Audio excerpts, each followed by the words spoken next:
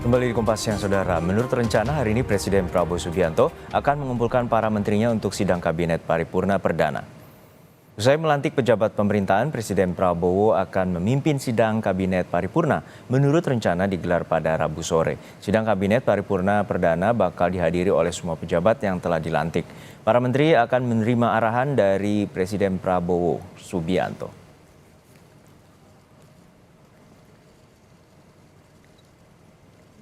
Hari ini Kabinet Merah Putih menurut rencana akan menggelar sidang Kabinet Paripurna Perdana pasca dilantik 21 Oktober kemarin. Lalu apa saja yang akan dibahas oleh pemerintahan baru? Lebih lengkap kita sapa jurnalis Kompas TV Dipo Nur Bahagia. Dipo, untuk sidang Kabinet Perdana ini akan digelar pada sore dan apa saja materi dan juga siapa saja yang akan hadir? Tentunya semua menteri dan wakil menteri dan kepala badan yang telah dilantik.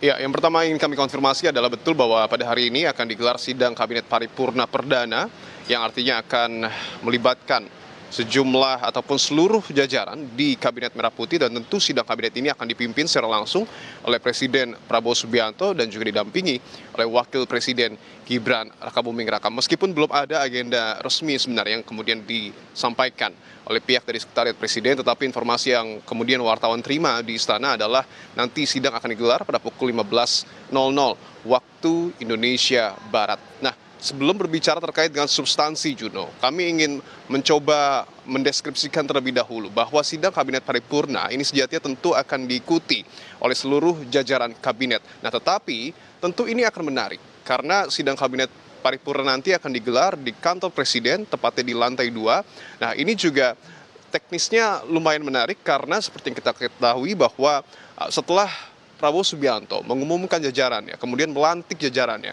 kurang lebih ada 53 menteri dan juga pejabat setingkat menteri, ditambah dengan 56 wakil menteri, ada juga sejumlah pejabat lain yang kemudian dilantik, katakanlah seperti kepala lembaga, penasihat khusus, utusan khusus, dan juga staf khusus. Nah, kalau di total, ini kurang lebih ada 135 pejabat yang kemudian masuk ke dalam jajaran Kabinet Merah Putih. Nah, apakah kemudian ini semua ataupun seluruh pejabat ini akan hadir di dalam sidang Kabinet Paripurna? Ini juga menjadi tanda tanya kami secara personal begitu, karena tentu persoalan teknis seperti misalnya adalah ruangan apakah kemudian mampu menampung ratusan pejabat begitu. Nah, ini juga yang nanti tentu akan kita saksikan bersama pada pukul 15.00 waktu Indonesia Barat nanti.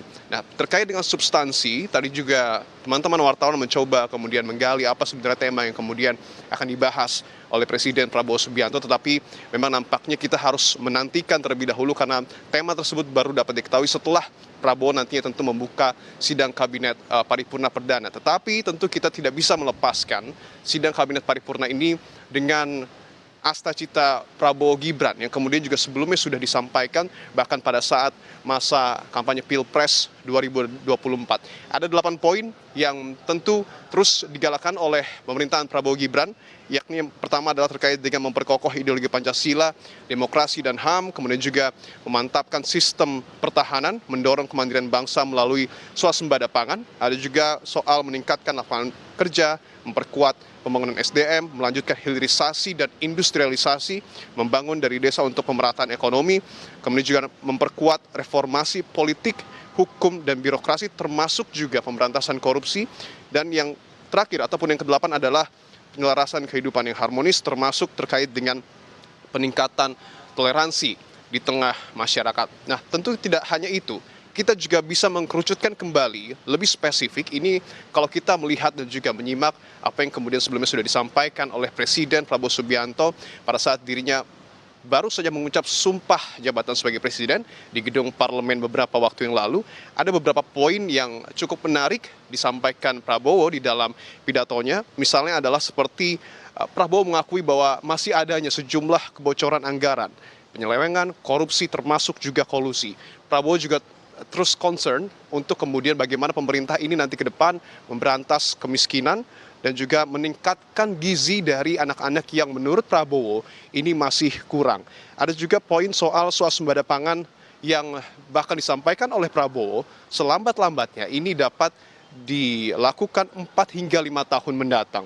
termasuk juga soal swasembada energi yang kemudian dicoba untuk digarisbawahi oleh Prabowo Subianto, termasuk hilirisasi dan juga pemberian subsidi kepada rakyat. Nah, ini adalah poin-poin yang kemudian tentu nanti akan dielaborasi secara lebih spesifik oleh Prabowo Subianto dan juga Gibran Rakabuming Raka kepada jajarannya, karena tentu setelah sidang kabinet paripurna ini para menteri dan juga pejabat setingkat menteri ini akan betul-betul bekerja ataupun mulai bekerja untuk rakyat. Walaupun pada beberapa waktu ke depan juga nanti masih ada nampaknya pembekalan yang kemudian akan dilakukan ataupun yang akan diikuti oleh sejumlah menteri dan juga wakil menteri dan juga pejabat setingkat menteri.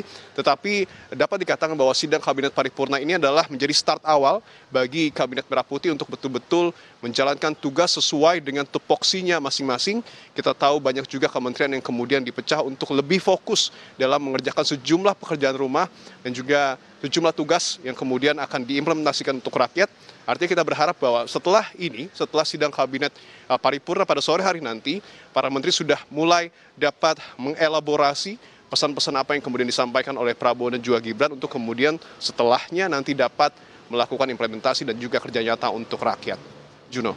Ya Dipo, tentu tadi seperti yang Anda gambarkan itu merupakan target 100 hari kerja di Kabinet Merah Putih. Lalu seperti apa juga nantinya penataan terkait dengan struktur kementerian yang sepertinya akan diberikan arahan juga oleh Prabowo Subianto? Itu juga yang nampaknya masih harus kita tunggu, karena seperti yang tadi kami sebutkan juga bahwa kita bahas soal teknis saja, apakah kemudian nanti seluruh jajaran kementerian baik itu di tingkat menteri ataupun wakil menteri ini juga akan hadir dalam sidang kabinet paripurna. Ini patut kita tunggu bersama. Apakah kemudian nanti tema-tema yang kemudian tadi sudah kami sebutkan yang menjadi mungkin saja fokus dari 100 hari kerja Prabowo Subianto dan juga Gibran Rakabuming Raka ini akan secara detail diberikan kepada para menteri. Ini tentu harus kita nantikan bersama, karena kalau kita berkaca kepada sesuatu hal yang lebih spesifik lagi bahkan, tentu kita tahu bahwa ada penambahan jumlah menteri, artinya tidak hanya terkait dengan komposisi, tetapi juga kantor-kantor dari tiap-tiap kementerian ini juga harus dapat dipastikan siap terlebih dahulu, karena artinya tentu akan ada perubahan lokasi ataupun nomenklatur dari tiap-tiap kementerian yang tentu ini juga tidak bisa diabaikan, harus disiapkan betul-betul agar para menteri juga setelah mendapatkan pembekalan dari Prabowo dan juga Gibran, mendapatkan arahan, tetapi mereka juga dipastikan dapat bekerja di tempat yang memang sudah disediakan oleh pemerintah untuk kemudian betul-betul dapat secara efektif dan juga efisien bekerja tentunya demi rakyat. Juno. Baik, terima kasih atas laporan lengkap Anda, jurnalis Kompas TV dari Istana Kepresidenan Jakarta.